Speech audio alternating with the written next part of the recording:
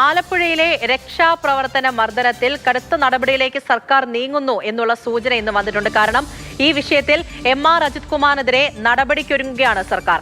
SIT റിപ്പോർട്ടിലെ പരാമർശത്തിൽ DGP നിയമോപദേശം തേടിയിട്ടുണ്ട്.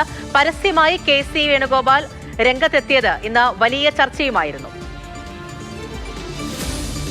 MR അജിത് കുമാറിനെതിരെ നടപടി വേണമെന്ന ആവശ്യം കോൺഗ്രസിൽ ശക്തമാണ്. എന്തുകൊണ്ട് നടപടി വൈകുന്നു എന്ന ചർച്ചയാണ് പാർട്ടിയിൽ സജീവമായി നടക്കുന്നത്. ഇന്ന് ആലപ്പുഴയിൽ വെച്ച് KC വേണുഗോപാൽ തന്നെ നടപടി ആവശ്യം ശക്തമാക്കുകയാണ്. ഇത്തരം സംഭവങ്ങൾ കേരളത്തിൽ ആവർത്തിക്കാൻ പാടില്ല എന്നുള്ളൊരു മെസ്സേജ് കൊടുക്കേണ്ട ഉത്തരവാദിത്വം UDF സർക്കാരിനുണ്ട്. അത് ചെയ്യുമെന്ന് തന്നെയാണ് എൻ്റെ വിശ്വാസം. അതിനകത്ത് എത്ര ഉന്നതരായാലും ആരായാലും അത്തരക്കാർ കുറ്റക്കാരായിട്ടുള്ള ആളുകൾ നിയമത്തിന്റെ പരിധി വരുക തന്നെ വേണം. കേസ് പുനരന്വേഷിച്ച ഉദ്യോഗസ്ഥൻ ഷൗക്കത്ത് അലിയുടെ റിപ്പോർട്ടിൽ MR അജിത് കുമാറിനെതിരെ പരാമർശമുണ്ട് എന്നുള്ളതാണ് പുറത്തുവരുന്ന വാർത്തകൾ. നടപടിക്ക് ശേഷം MR അജിത് കുമാർ കോടതിയെ സമീപിക്കുന്ന സാഹചര്യം ഉണ്ടായാൽ എന്താകും പ്രത്യാഘാതം എന്നതടക്കമുള്ള കാര്യങ്ങളിലാണ് ഇപ്പോൾ നിയമോപദേശം തേടിയിരിക്കുന്നത്. നിയമോപദേശത്തിന്റെ കൂടി അടിസ്ഥാനത്തിൽ ഏറ്റവും അടുത്ത ദിവസം തന്നെ DGP ആഭ്യന്തരമന്ത്രിക്ക് റിപ്പോർട്ട് കൈമാറും. അതിനുശേഷമാകും MR അജിത് കുമാറിനെതിരെയുള്ള തുടർ നടപടികൾ. ഫയർഫോഴ്സ് മേധാവി സ്ഥാനത്ത് നിന്നും നിതിൻ അഗർവാൾ വിരമിക്കുമ്പോൾ MR അജിത് കുമാർ DGP ആയി എത്തേണ്ടതാണ്.